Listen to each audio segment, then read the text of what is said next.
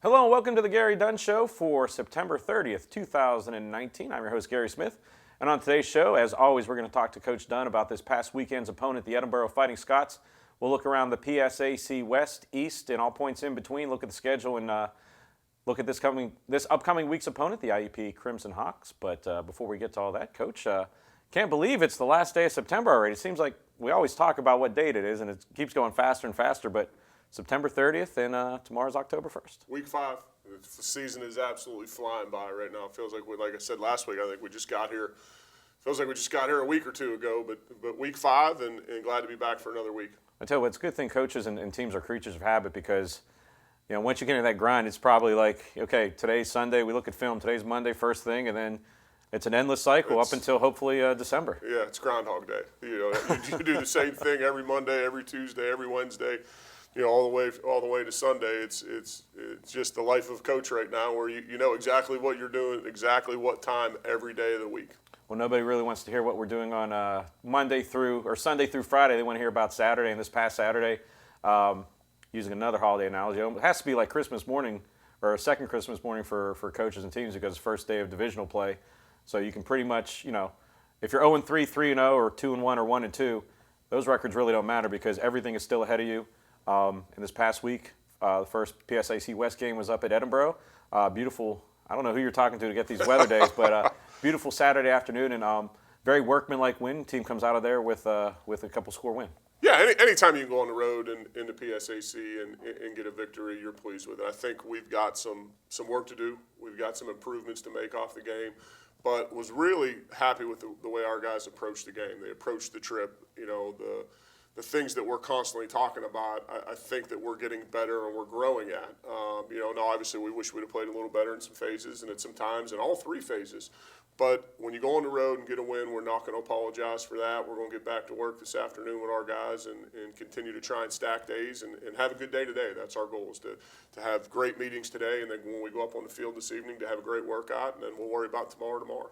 And it always seems that Caillou always brings out the other team really comes out to try and play knockoff Cal with the success we've had. And you can definitely see Edinboro, that was kind of like their Super Bowl on Saturday. And they came out, and good job for your team to weather the storm early and take a lead and then just kind of, extend it and get out of there with a W. Yeah, I give Edinboro credit. I thought they had a really good defensive plan. They did some things that maybe we hadn't seen on film. We really just couldn't get in a rhythm offensively early in the game. We shot ourselves in the foot a little bit. We got down in the red zone and didn't punch it in, and then had a field goal bounce off the crossbar. We had one drive that was a great drive. We got the ball at the -5 yard line coming out, put, I think, a 14-play drive together and stalled out somewhere around the 40-yard line. But as the game was going on, we could kind of feel that our defense was playing really strong, and I didn't think Edinboro was going to be able to score many points on those guys. So then you kind of, dictate your game plan to that. You stop taking less chances and you start playing a little bit of ball control and we held the ball for over 40 minutes. Now a lot of that's a credit to our defense. They were getting 3 and outs and getting off the field, but anytime you can hold the ball for 40 minutes and the other team has it for 20, you're doing good things. I think we can grow in all 3 phases. We've got to get back to work, but our kids did what we needed to do. Our guys did what we needed to do on the road, and we feel good about it. I tell you what, you talk about that defense. The defense made a huge back-to-back plays in a position where Edinboro was going to try and get back in the game. Edinboro just hit it for a long game to get inside the 5-yard line. Actually, the 1-yard line, the cannon went off. So I guess they fired the cannons off at 1-yard line plays. But first and goal from the 1, try and go in, and Julian Cox goes over the top with a sunset flip and keeps the quarterback out for Edinboro. And I believe there was the next play that your defense forced an interception. Totally turned the momentum around in that game. Yeah, so, our defense, our defensive staff talks about defending a blade of grass. We're going to play until we have no more room down there. Julian Cox did go over the top, kind of like Troy Polamalu a couple of years ago on a quarterback sneak, and then they got an illegal procedure penalty, which backed them up to the 6-yard line, and then Noah Dilla had a big interception. So, that's kind of who we want to be defensively. We're going to play every snap as hard as we can, then we're going to line up and play the next one, and that just proves to our guy. That's a great example to our guys that you just battle and compete every snap, and good things will happen.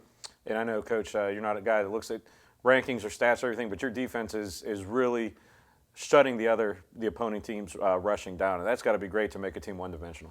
Yeah, we got to continue to work and continue to do that. I know, we thought we played really well against the run, but it goes back to the week of work we had. I thought our defensive coaches had a good plan. I thought our defensive guys were locked in all week, and when you do that, then it leads to having a better chance for success on Saturday, and our guys are really buying into that right now. And on the offensive side, very good job on the offense to grind it out, especially in the last 5 minutes of the game. I think you guys got the ball back with, I think, just under 5 minutes, and Edinboro never got the ball back. So that's just great closing, getting the game into the starting the bus up, whatever analogy you want to use, but just to get the W and get out of there. Yeah, like I said, I thought Edinboro did a nice job defensively, and you got to give them a lot of credit. Their kids were playing well, and they've lost a couple close games this year. You know, they go on the road and play Grand Valley, who's a top 10 team in the country, and kept that game close for a long time. You know, they lose a heartbreaker to Bloomsburg on a punt return the week before. You know, they've got some young kids that they're playing, and they played really well and had a good plan. And I thought our guys, you know, for the most part, we did a good job of taking care of the football. You know, their decision was to not allow us to run the ball, but we still ran for over 100 yards. You know, we were efficient in the pass game. You know, we just kind of seemed to shoot ourselves in the foot at critical times that would have extended drives or put more points on the board. But at the end of the day, when we got on the bus with a 24-7 win, you know, we'll take it, and then we're moving on to the next. I tell you what, Coach, at times it felt like it was a home game, so great job by the Cal faithful. Cal band was there, and there's a great scene at the end of the game where the band was playing at the end, and the team kind of went up and celebrated with the fans because it was a packed visiting side up in Edinboro. Like I said, we were in the press box, but at times it sounded like it was Adamson Stadium out there. Yeah, it's great. Anytime our marching band and twirlers travel with us, I know our guys get a big kick out of it, and, you know, amazing what they did, and I find this out after the game. They drove up the day of the game. They were there the whole game. They left after the game, came back to California, had a performance, and then had to get up at 5 o'clock the next morning to go to another performance on Sunday. So hats off to the band and the twirlers and everybody for the effort they put in. And, you know, when we win, our guys want to go straight to the band. They don't even want to hear me talk anymore. So I just wave them over there. They go over there, have a good time, and then we talk afterwards. So, you know, appreciate those guys. And we've got great parent support, but we had some alumni there this week too. So it was great to have the Vulcan Nation on the road with us. Yeah, it definitely was one of the greatest quotes on Saturday. We're tearing down, and Colin goes, they're with the band. I'm like, who is? The team. I look out, and they're like, it kind of gives you goosebumps because that's what, you know, college athletics and everything's all about. But enough of me and Coach talking about it. Let's look at some video from this past weekend's win at Edinboro, and then after the break, we're going to look at highlights from last year's Coal Bowl, which is the upcoming opponent for the Cal Vulcans. So stay tuned. You're watching the Gary Dunn Show right here on CUTV. Snap is down, hold from Tarrant is down, kick is up, and that one is good. So Cal U breaks the all zeros on the scoreboard here as they go up 3-0. It is, he's going to throw this one, feels the pressure, rolls out to the near side. He's got some room to run. He's still holding on to this one. He's going to throw it towards the end zone. It's going to be intercepted by California. They go the other way and brought down around the 10-yard line.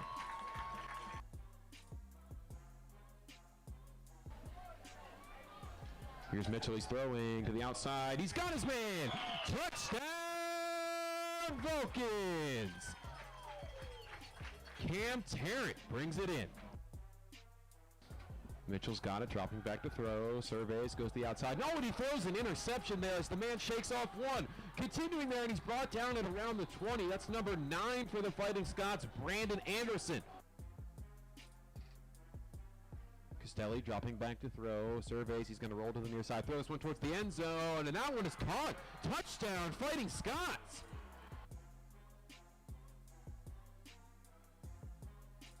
It'll be a handoff to the outside for Brown. Brown hurdles one, and he's into the end zone. Touchdown, Vulcans.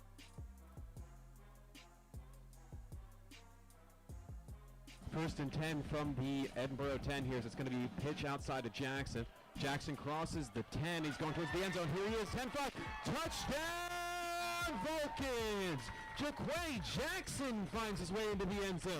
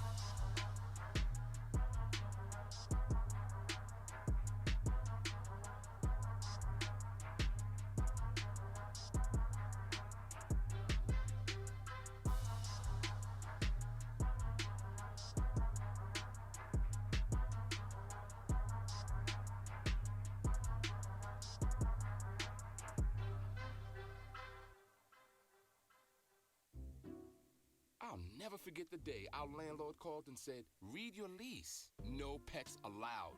My owner tells him my dog ate the lease, but that didn't work. And now I'm stuck in a shelter. But this pit bull is ready for a new crib.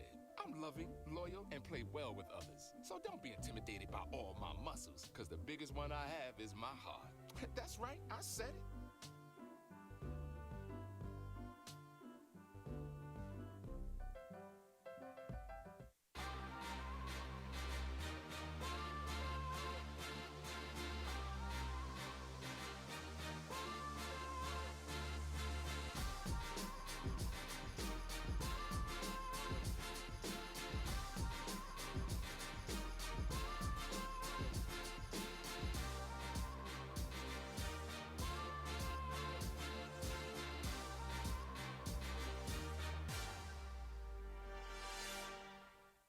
Consider the future. Your future. At California University of Pennsylvania, you can build your life your way because we believe in you. We invest in you, empower you to create the future you envision. We give you the tools and teaching so you can rise up and achieve. Don't settle for someone else's vision of you. Build you at CalU. Visit us at calu.edu.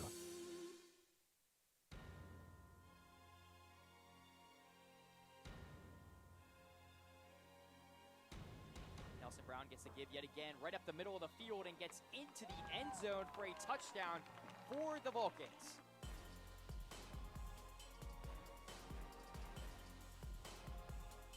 As Lenny Williams goes over the middle of the field, throws into the arms of Brendan Blair just like that.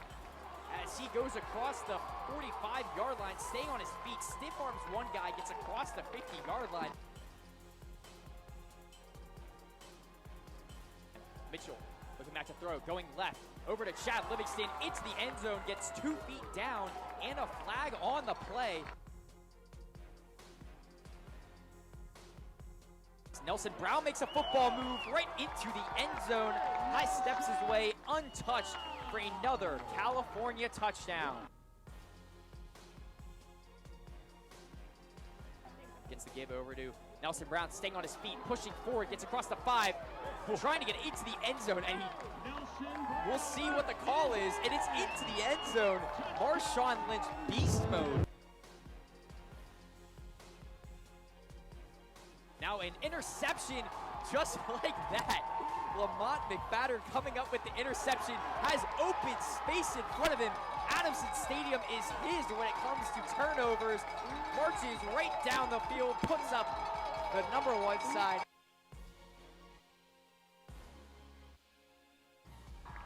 They're going to get him with the Gatorade after he gets the hug. So how about that? The biggest upset in California history, knocking down the number 2 team in the country.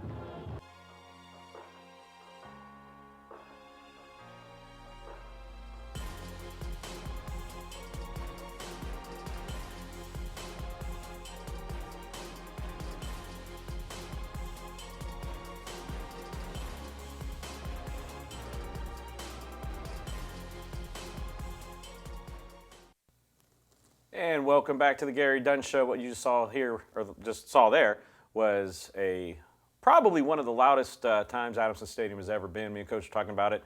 We're not sure if it was the loudest, but definitely the loudest was a Coal Bowl. You could probably say that, but anyway, because ever since it's been labeled as the Coal Bowl, the Cal IUP series has been known for very, very exciting games. And Coach, last year was no exception. That under the lights game where Long McFadden took one back 100 yards and got the win, and you saw the excitement on your face, and got to turn the page. Calendar's 2019. Last year, this year is this year.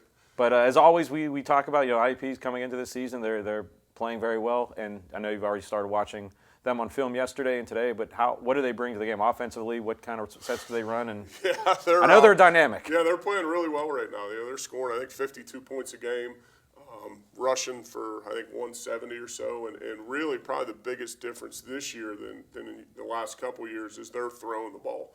They're throwing the ball a lot more than they had in the past. They're very effective at it. I think they have over 350 yards a game throwing the football. So very balanced offense. Got a lot of weapons. The running backs are back. They moved the running back to receiver that's got a bunch of touchdown catches. So we got to get to work. You know, they're very strong offensively and doing a really, really nice job, really well coached. You flip over to the defensive side of the ball and they run their stuff. You know, much hasn't changed from year to year. They believe in what they do. They've got a great scheme and coach it up well. Of course, their head coach has been was the defensive coordinator there for a number of years. So, you know, you've got to play assignment football. They're going to play some man coverage. They're going to mix up the coverages on you. They're going to play a four-man front for most of the night, shift a little bit, but they're, you know, very well coached and very talented team. So got a lot of guys back from you know, their playoff team 2 years ago, and a lot of guys from last year. So it's going to be a tough test going up there. Now, going into this week, I mean, obviously, I know everyone says next game up, but I mean, obviously, everyone knows the IUP game's a little different. How do you, as a coaching staff, do you kind of like get that message to the players? You take it as just another game. Yeah, I mean, it's just this one doesn't count any more than the one last week or the one next week. It's you know, we've got to put the focus on us. We've got a lot of improvements to make in all three phases, and we really got to focus on California. Yeah, now our guys will watch film with them. We'll show them tendencies. We'll show them cut-ups and all that, but it's really the focus has got to be on us. We've got to make sure that we're taking care of our business and that we're playing assignment football and that we're doing the right things to give ourselves a chance against what they're doing. If we don't take care of ourselves, you know, what they do doesn't matter much. So, you know, it's the biggest game of the year because it's the next game, and next week's going to be the same thing. Now, for you, Coach, you're one of the few players that can say, you know, played and coached in this game. What's it like playing this game as a player as opposed to playing it as a coach, if you think back to your playing days?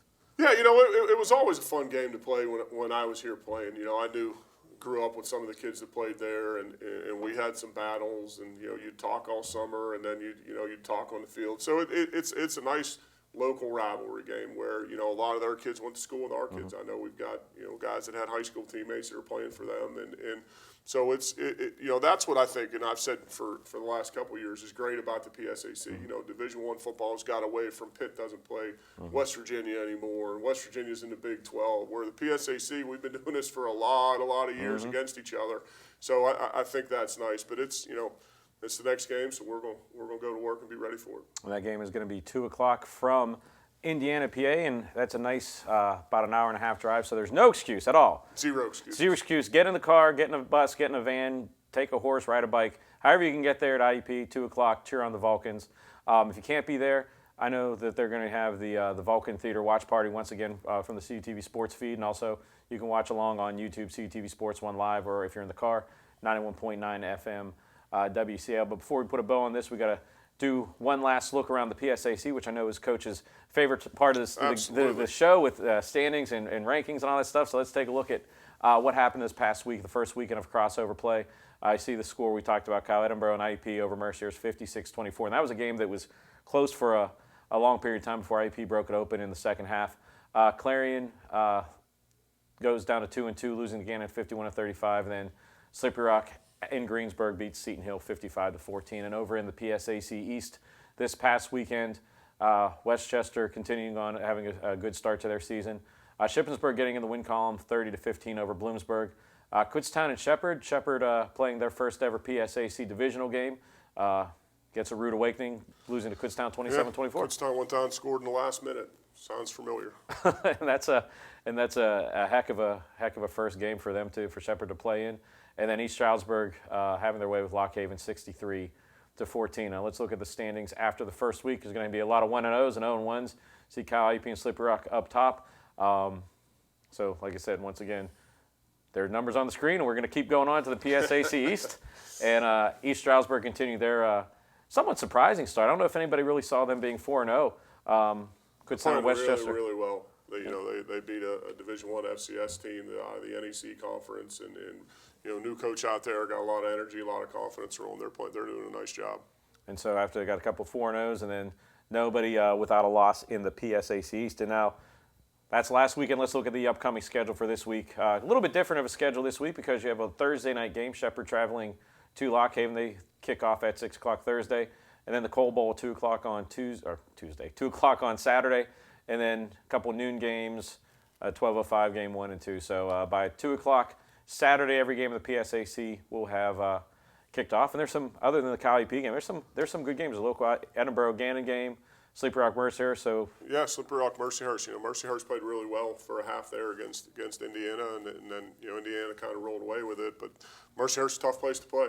You know, that's a tough place to play up there. So anxious to see that one.